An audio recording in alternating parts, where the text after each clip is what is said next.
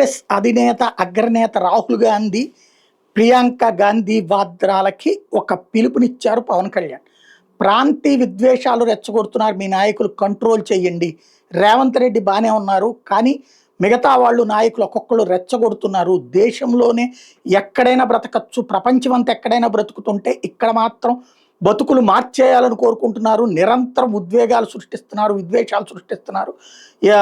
ప్రాంతీయవాదాన్ని పెంచి పోషించే ప్రయత్నం చేస్తున్నారు. ఎక్కడికక్కడ కన్నడనీనో, తమిళనీనో, తెలంగాణనీనో ఇట్లాగా ప్రాంతీయవాదాలు తెచ్చే నాయకులు చాలా ప్రమాదకరం. అట్లాంటి వాళ్ళని కంట్రోల్లో పెట్టమని పిలిపించారు. అట్లాంటి నాయకులతో ప్రమాదకరం అన్నటువంటి విషయాన్ని చెప్పారు. ప్రత్యేకించి ఇంగ్లీష్లో మాట్లాడుకొచ్చారు. విభజన అన్నటువంటి కాన్సెప్ట్కి వ్యతిరేకం నేను ఎప్పుడు కాదని చెప్తున్నా సరే వీళ్ళు కావాలని రెచ్చగొడుతున్నారంటే దాన్ని గుర్తించమని చెప్పారు.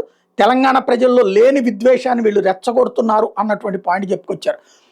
ప్రొఫెసర్ నాగేశ్వర ఉదంతాన్ని కాస్త తీసుకెళ్ళి ఎక్కడికెక్కడికో తిప్పారన్నటువంటి పాయింట్ ప్రధానంగా హైలైట్ చేశారు.